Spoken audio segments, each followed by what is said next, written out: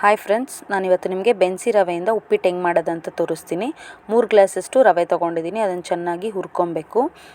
ಮತ್ತು ನೋಡಿ, ತರಕಾರಿನ ಬೇಯಿಸೋಕ್ಕಿಟ್ಟಿದ್ದೀನಿ. ನಾನು ಕಡಲೆಕಾಳು, ಬೀನ್ಸು, ಕ್ಯಾರೆಟು ಎಲ್ಲ ಹಾಕಿದ್ದೀನಿ. ಈಗ ಒಂದು ಕುಕ್ಕರ್ ತೊಗೊಳ್ಳಿ. ಅದರಲ್ಲಿ ನಾನು ಸ್ವಲ್ಪ ಎಣ್ಣೆ ಹಾಕ್ಕೊಂಡಿದ್ದೀನಿ. ಸಾಸಿವೆ, ಉದ್ದಿನಬೇಳೆ, ಕಡಲೆಬೇಳೆ 2 ಸ್ಪೂನ್ ಆ್ಯಡ್ ಮಾಡ್ಕೊಳ್ಳಿ. ಅಂದರೆ 3/4 kg ನಾನು ರವೆ ಹಾಕಿರೋದ್ರಿಂದ 2 ಸ್ಪೂನ್ ಹಾಕ್ಕೊಳ್ತಾ ಇದ್ದೀನಿ. ಒಂದು ಸ್ವಲ್ಪ ಕಡಲೆಕಾಯಿ ಬೀಜ ಆ್ಯಡ್ ಮಾಡ್ಕೊಳ್ಳಿ. ಫ್ರೈ ಆಗಿದ ತಕ್ಷಣವೇ ಹಸಿಮೆಣ್ಸಿನ್ಕಾಯಿನ ಉದ್ದುದ್ದ ಹೆಚ್ಕೊಂಡಿರೋದನ್ನ ಆ್ಯಡ್ ಮಾಡಿ, ಅದು ಚೆನ್ನಾಗಿ ಫ್ರೈ ಆದಮೇಲೆ ಕರಿಬೇವನ್ನ ಆ್ಯಡ್ ಮಾಡ್ಕೊಳ್ಳಿ.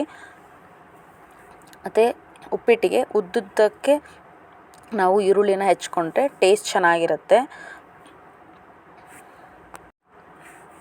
ಈರುಳ್ಳಿ ಚೆನ್ನಾಗಿ ಫ್ರೈ ಆಗಿದೆ. ಇವಾಗ ನಾನು 2 ಟೊಮೆಟೊ ಹಾಕ್ಕೊಳ್ಳಿ, ಯಾಕಂದರೆ ಹುಳಿ ಜಾಸ್ತಿ ಆಗುತ್ತೆ. ನಾನು ಚಿಕ್ಕದಾಗಿರೋದನ್ನ 2 ಹಾಕ್ಕೊಂಡಿದ್ದೀನಿ, ದೊಡ್ಡದಿದ್ರೆ 1 ಹಾಕ್ಕೊಳ್ಳಿ. ಮತ್ತು ಶುಂಠಿ ಬೆಳ್ಳುಳ್ಳಿ ಪೇಸ್ಟು 1 ಸ್ಪೂನಷ್ಟು ಹಾಕಿ ಚೆನ್ನಾಗಿ ಫ್ರೈ ಮಾಡ್ತಾಯಿದ್ದೀನಿ. ಮತ್ತು ಈಗ ನೋಡಿ, ತರಕಾರಿನ ಬೇಯಿಸಿಟ್ಟಿದ್ನಲ್ಲ ಅದನ್ನು ಆ್ಯಡ್ ಮಾಡಿದ್ದೀನಿ.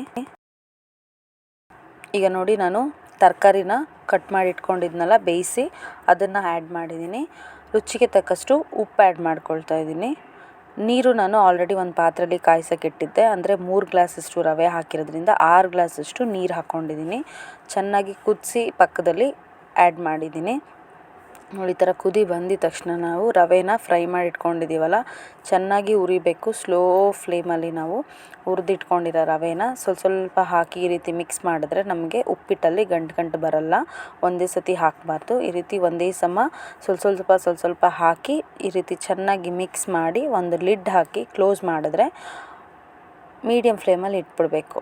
ನಮಗೆ ಸೂಪರಾಗಿರೋ ಬೆನ್ಸಿ ರವೆ ತರಕಾರಿ ಹಾಕಿ ಉಪ್ಪಿಟ್ಟು ರೆಡಿಯಾಗಿದೆ ನೋಡಿ. ಈಗ ನಾನು ಒಂಚೂರು ಕಾಯಿ ತುರಿ ಹಾಕ್ಕೊಳ್ತಾ ಇದ್ದೀನಿ. ಮತ್ತು ಕೊತ್ತಂಬರಿ ಸೊಪ್ಪು, ಇದ್ರ ಜೊತೆಗೆ ನೀವು ನಿಂಬೆಹಣ್ಣು ಆ್ಯಡ್ ಮಾಡಿದ್ರು ಕೂಡ ಚೆನ್ನಾಗಿರುತ್ತೆ. ನಿಂಬೆಹಣ್ಣು ಹಾಕಾಗಿದ್ದರೆ ಟೊಮೆಟೊನ ಕಡಿಮೆ ಹಾಕ್ಕೊಳ್ಳಿ. ನೋಡಿ, ಈಗ ಒಂದು ಮಿಕ್ಸ್ ಮಾಡಿಬಿಟ್ಟು ನಾನು ತೆಂಗಿನಕಾಯಿನ ತುರಿದಿಲ್ಲ, ಅಂದರೆ ಕಟ್ ಮಾಡಿಬಿಟ್ಟು ಮಿಕ್ಸಿ ಜಾರಿಗೆ ಹಾಕ್ಕೊಂಡು ಒಂದು ರೌಂಡು ರುಬ್ಕೊಂಡಿದ್ದೀನಿ. ಅದೇ ಮಿಕ್ಸಿ ಜಾರಿಗೆ ಸ್ವಲ್ಪ ಕಾಯಿ ತುರಿನ ಹಾಕ್ಬಿಟ್ಟು ಸ್ವಲ್ಪ ಚಟ್ನಿ ಮಾಡಿಕೊಂಡ್ರೆ ಚೆನ್ನಾಗಿರುತ್ತೆ ಅಂಥೇಳಿ ನಾನು ಒಂದು 3 ಹಸಿಮೆಣ್ಸಿನ್ಕಾಯಿ, ಹುರ್ಗಡ್ಲೆ ಒಂದು ಸ್ವಲ್ಪ, 1 ಸ್ಪೂನಷ್ಟು ಕೊತ್ತಂಬರಿ ಸೊಪ್ಪು, ಸ್ವಲ್ಪ ಹುಣಸೆಹಣ್ಣು, ಅದಕ್ಕೆ ರುಚಿಗೆ ತಕ್ಕಷ್ಟು ಉಪ್ಪು ಹಾಕ್ಕೊಂಡಿದ್ದೀನಿ ಚಟ್ನಿಗೆ. ಇಷ್ಟನ್ನು ಹಾಕಿ ಮಿಕ್ಸಿ ಜಾರಲ್ಲಿ ರುಬ್ಕೊಳ್ಳಿ, ಚಟ್ನಿ ರೆಡಿ ಆಗುತ್ತೆ. ಈಗ ಬಿಸಿ ಉಪ್ಪಿಟ್ಟನ್ನ ನಾನು ತಟ್ಟೆಗೆ ಸರ್ವ್ ಮಾಡ್ತಾಯಿದ್ದೀನಿ. ಈ ರೀತಿ ಸರ್ವ್ ಮಾಡ್ಕೊಂಡು ಚಟ್ನಿ ಜೊತೆಗೆ ಉಪ್ಪಿಟ್ಟನ್ನ ತಿಂದು ನೋಡಿ, ಸೂಪರಾಗಿರುತ್ತೆ. ನೀವು ಇದೇ ರೀತಿ ಒಮ್ಮೆ ಟ್ರೈ ಮಾಡಿ.